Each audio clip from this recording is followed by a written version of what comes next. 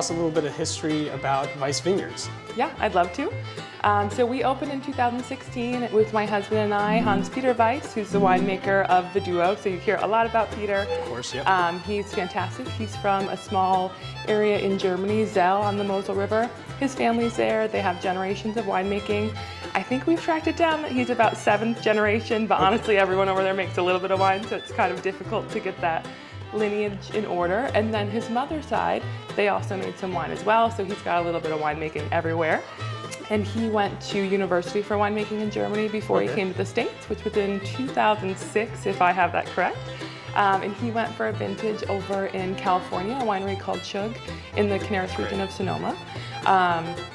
And he came here to visit a friend, actually, and he met another wine owner and then came to the Finger Lakes and didn't leave. Yeah. So he said this is kind of his home away from home.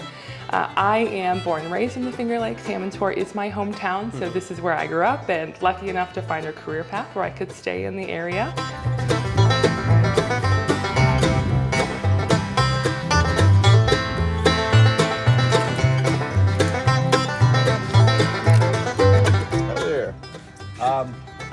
What I'm doing here today, we're getting ready for planting. Monday, Tuesday, we're gonna start planting up here at Weis. And we have here, we're gonna plant a couple of things. Grüner Veltliner, what I have here, Chardonnay, and NY81. So it's a new variety from Cornell. And what we're doing here, we're prepping. So I just made sure the scissors are nice and sharp. So what I always say, like getting a little haircut, a little trim, and make sharp so the roots are actually not getting pinched. Like they have a nice sharp edge, so the new roots will come out of that. And I try to do it like about 10 centimeters short. So then the planter will get it nice. It doesn't give any problems to the planter.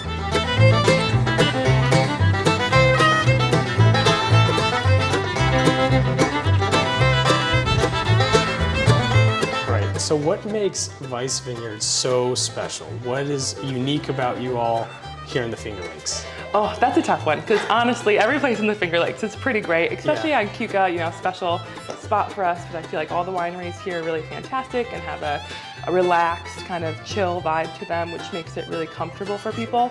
One thing on our side that's really important for us is no matter who comes in our door, whether that be, someone who's at their first wine tasting or a somm, we offer them the same level of experience and really cater our tasting to their needs so that everyone feels comfortable. We just want wine to be accessible with really good quality. Yeah, Peter Weis purchased this vineyard about 2 years ago. It was about 25 acres planted mostly of some hybrids, some Labrusca, but also some really nice Riesling and Chardonnay grapes. And that's what we have behind here. And being here right where the lake splits, this is the bluff right here. The lake gives a really moderating effect on the grapes, keeps the vines cool in the spring, so it prevents any early bud break from being killed by a late frost. And then in the fall, the lake being warm extends the growing season so they have full ripening.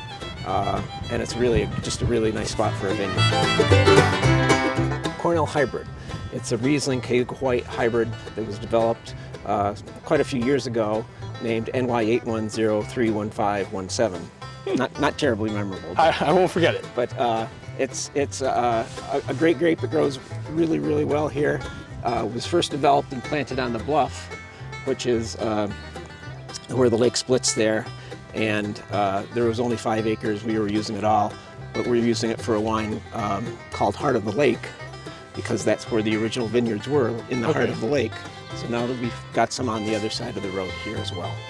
Excellent. So with hybrids, we've got Riesling, Chardonnay. What are some other grape varietals that you all are excited about, or maybe new plantings? Yeah, Peter buys grapes from about 22 growers around the Finger Lakes. Keuka Lake, Cayuga Lake, Seneca Lake, sometimes Guinea Atlas and Canandaigua. Okay. But he loves, obviously, Riesling being the grape that he grew up working with in the vineyards of the Mosel River. But he's got some other things going, like a Saperavi. Does a lot of really nice things with Rosé, Cabernet Franc. Okay. But then Gruner Veltliner, Gewürztraminer. Of course, those aromatic whites. A whole lineup.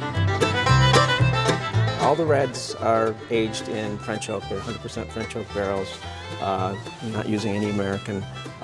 He likes to age them for approximately 18 to 20 months. Combination of new and used oak. With the reds, he's usually doing 20 to 25% new oak, and then the rest would be used 2-3-year-old barrels. The Chardonnay, he uses a technique that he picked up when he was doing his internship in Sonoma, where the Chardonnay is put into barrels that are ranging from brand new to 5 years old, and then that way you get about 20% new oak. And which wines are seeing just the stainless steel? I'm sure the aromatic whites. Yes, absolutely. The Riesling, the Gruner Veltliner, the Gewürztraminer, those are all in stainless steel. We do an on-oak Chardonnay as well. Okay. And then wines such as Blaufränkisch, Cabernet Franc, Cabernet Sauvignon. We also do a Zweigelt. Okay. Those are all going through that approximately 20 months of aging in French oak. The Chardonnay is in this tank here, which is going to be an on-oak Chardonnay. Oh, sorry. But you can see it's still got, it's still a little cloudy, little yeast cells still there. Yeah, and you can still smell that yeast is still pretty present. But this will, be probably another few months in the tank, and probably a bottling later this summer. Excellent. But again, nice fruit, bright, crisp, and then the barrel-aged Chardonnay is already in barrel, and that'll be bottled later, probably in the fall. This is a Blau. It's a little lighter in color, and then we've got one that's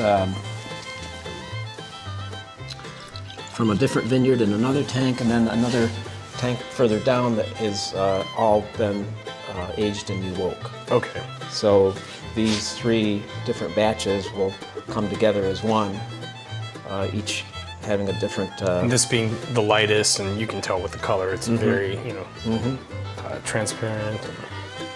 Okay, and I know you guys make a killer ice wine. Can we talk a little bit about maybe even from the vineyard to the actual tasting room of ice wine? What's that all about? Sure.